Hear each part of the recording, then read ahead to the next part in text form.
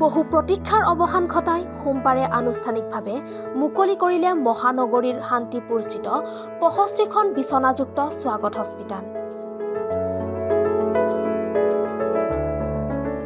২০টাৰো অধিক বিভাগ থকা আৰু অত্যাধুনিক যন্ত্ৰপাতিৰে ৰোগীক চিকিৎসাৰ বাবে সাজু হৈছে স্বাগত হস্পিটেল।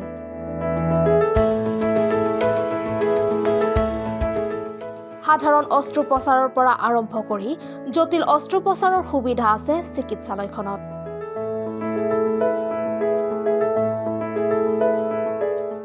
বিশটাৰো অধিক বিভাগৰ বিভিন্ন অভিজ্ঞ জ্যেষ্ঠ চিকিৎসকে ৰোগীক প্ৰদান কৰিব চিকিৎসা।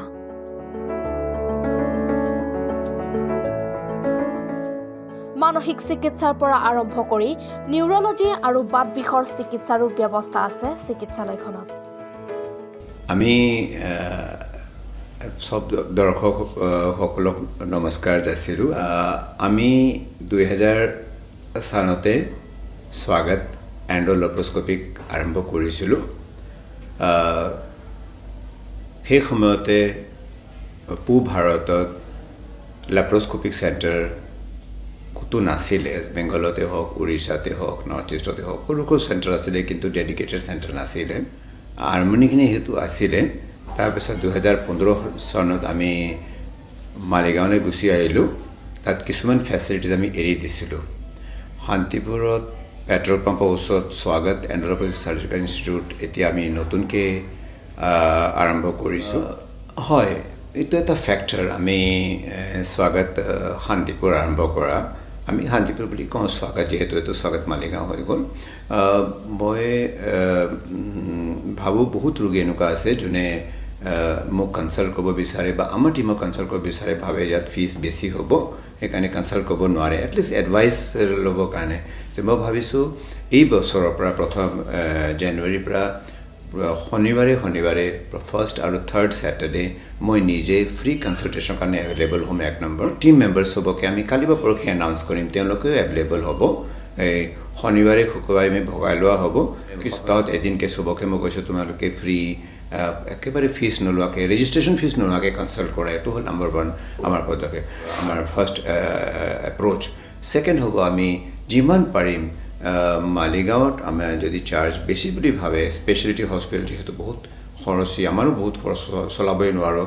গুৱাহাটী প্ৰাইভেট হস্পিটেলৰ সমাজে দেখিছে কোনেও ভালদৰে চলাব পৰা নাই, বেছিভাগ বিক্ৰী হৈ গৈ আছে। সেইকাৰণে আমি কিছু খৰচ কমাই টকাত আমি ৪ আনা যদি কমাব পাৰোঁ, 25% কমাব পাৰোঁ, আমি তাত ফেচিলিটি দিব চেষ্টা কৰিম। আমি অনলি এতিয়া চাৰ্জাৰী বা এণ্ডোস্কোপি বা লেপ্ৰোস্কোপি কৰি নাৰাখোঁ, এণ্ডোলেপ্ৰোস্কোপিক হাস্পাতাল হৈ যাব। তাত আমাৰ মেইন এটেনশ্যন হ'ব গাইনী, ডেলিভাৰী, অবষ্ট্ৰেট্ৰিক্স, গাইনী অপাৰেশ্যনছ, IVF, অৰ্থপেড। 12খন বিচনা ICU বনাই আছোঁ। ইয়াত আমাৰ এতিয়া আৰম্ভ কৰোঁতে 14খনীয়া বিচনাৰ ICU আছিলে, এতিয়া 35টা পেচেণ্ট আছে। আমি ইয়াত চম্ভালিব নোৱাৰোঁ।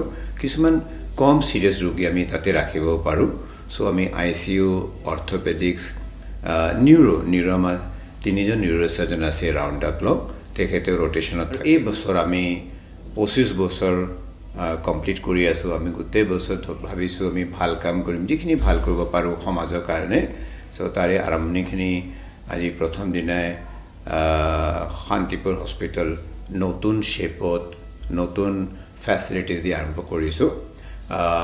আমি ভাবিছোঁ যদি কিছুমান ৰোগীয়ে মালিগাঁও যিহেতু ছুপাৰ স্পেচিয়েলিটি হস্পিটেল বহুতখিনি খৰচী হয়, আমি ভাবিছোঁ কিছু খৰচ তাতকৈ যদি আমি 20% 30% কমাব পাৰোঁ, আমি বহুতখিনি মানুহক আৰু সেৱা কৰিব পাৰিম আৰু আমি সহায় কৰিব পাৰিম।